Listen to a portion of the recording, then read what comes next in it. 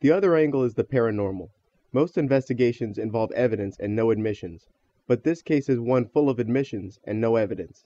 But if you had the chance to take full or partial credit for a great piece of creative work, which would you do?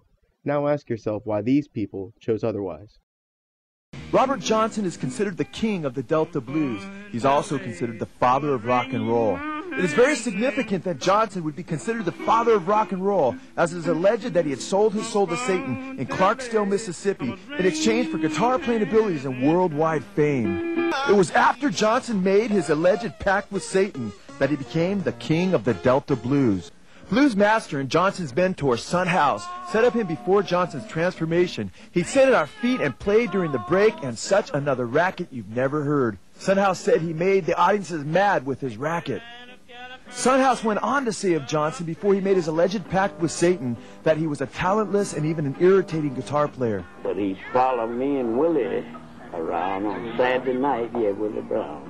And every time we stop for rest and sit there, little guitar over in the corner or something and go out to catch air, get the guitar and be trying to play it and be just noising the people, And the folks would come out and say, why don't some of y'all go in there and make that boy put get that thing down, he running us crazy. Finally, he left, he run off from his father and mother. And he went over in Arkansas or someplace. Well, he was gone about 6 to 8 months. It was during this period of 6 to 8 months that it is said that he made his pact with Satan on the crossroads of Highway 49 and 61 in Clarksdale, Mississippi. Son House said that when Johnson returned after 6 to 8 months, everything changed as Johnson was transformed almost before their very eyes. And he come back. When he come back, me and Willie Brown was playing out there, and he walked in. He said, can I hit a lick or two? I said, nah, don't come back with that, Robert. I said, the people don't want to hear that racket. He said, let them say what they want to say. I want you to see what I learned. Son House said when he finished, all of our mouths were standing open. They couldn't believe what they were hearing.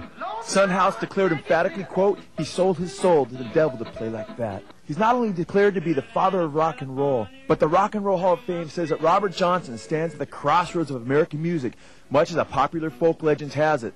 He once stood at Mississippi Crossroads and sold his soul to the devil in exchange for guitar-playing powers. Incredibly, Robert Johnson went from a guitarist who couldn't play a lick in a matter of months to a guitarist who, like a medium, didn't even have to practice as he channeled music from the spirit world at will. I never seen him have to practice anything like that. Never seen him sit down and learn a song. He already knew it. Early this morning, ooh, he knocked upon my door, and I said, hello, Satan, I believe it's time to go.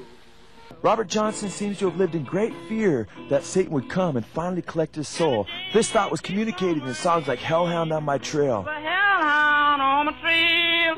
Robert Johnson's love for Satan and hatred for God was so great that he was known to get drunk and curse and blaspheme God. It seems Robert could outdrink anybody.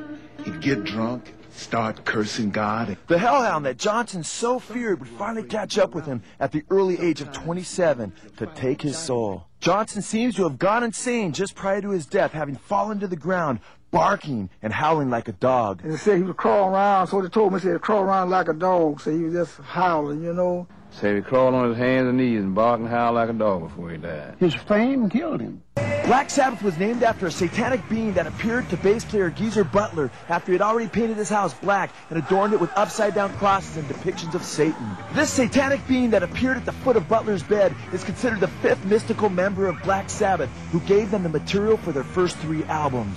Ozzy Osbourne has admitted that he thinks that he is a vehicle being used by Satan, declaring, I don't know if I'm a medium for some outside source. Whatever it is, frankly, I hope it's not what I think. Satan. I was getting into, not practicing, but reading a lot of spiritualism and black magic and white magic. And somebody gave Ozzy this old 16th century book of black magic, and it was all written in, I think it was Latin. And he brought it round to my flat because he knew that I was interested in books and magic and all that kind of thing. And I just got this really weird vibe off it. And I put it in this cupboard in the apartment that I was living in. And that night, I just like woke up suddenly, and there was just like this black shape at the bottom of my bed, and it just vanished into thin air as I was staring at it. And I just had the thought, it's got to have something to do with this book that Ozzy brought round for me, and I leapt out of bed, rushed to the cupboard to throw this book out, and the book was gone. And the next day I told Ozzy about it, and about 3 days after that we came up with our first song, Black Sabbath, and Ozzy just like related my experience in the lyrics. Big black shape with eyes of fire, telling people their desire. Satan sitting there, he's smiling. Is that when we were playing our first songs together, and especially our first the first 3 albums, for instance, we would literally show up in a room, and it was almost as if the songs were already written. That stuff just comes from somewhere. Ginger Baker, formerly of Clapton's group Cream, says of Cream, quote, "It happens to us quite often. It feels as though I'm not playing my instrument. Something else is playing it, and that same thing is playing all 3 of our instruments. That's what I mean when I say it's frightening sometimes. Maybe we'll all play the same phrase out of nowhere. It happens very often with us." Heavy metal's most popular group, Metallica, and a copy of Motorhead's Prince make it clear as just to whom they have given their souls.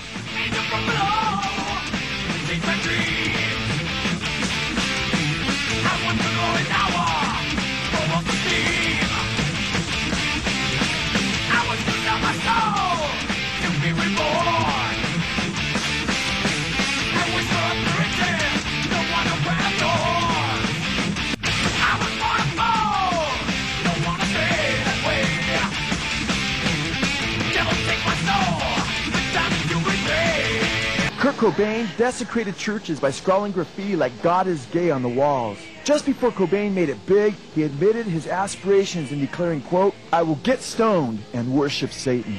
Alice Cooper has stated that he received his name Alice from a spirit he contacted at a seance. Alice Cooper has admitted the influences that this spirit has wielded upon him during performances. He has stated that the spirit, quote, partly takes over his actions and singing on stage. AC/DC guitarist Angus Young has also admitted to being possessed. He points out that the spirit manifests while he's performing on stage. He says, quote, "By the time we're halfway through the first number, someone else is steering me. I'm just along for the ride. I become possessed when I get on stage." Joni Mitchell, who is considered the queen of folk rock, also speaks of a spirit entity which has assisted her musical success. Time magazine reported, quote, "She deeply believes in a male muse named Art, who lends her his key to what she airily calls the shine of creativity."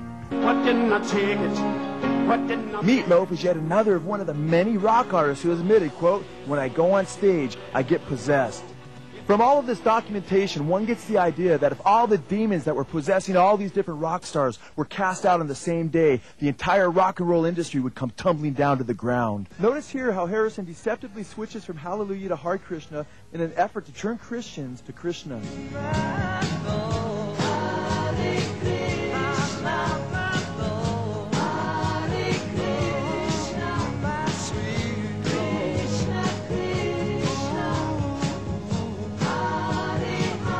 According to the Bhagavad Gita, the Hindu sacred book, Krishna identifies himself as, quote, "the Lord of Destruction, the Serpent of Eternity, the Prince of Demons." Eminem says of some of his fans, quote, "They're into hurting themselves. They're cult people, devil worshippers, who say I'm right next to Satan in their thoughts." Santana actually admitted that he is being used by a spirit that identified itself as Metatron. Metatron has been associated with the eye in the triangle in occult history. In occultist Aleister Crowley's teaching, the eye in the triangle represents Satan himself. Santana stated, quote, "I know it sounds new age, but in my meditation, this entity, which is called Metatron, he said, we want to hook you back to the radio airwave frequency. We want to reach junior high schools, and universities.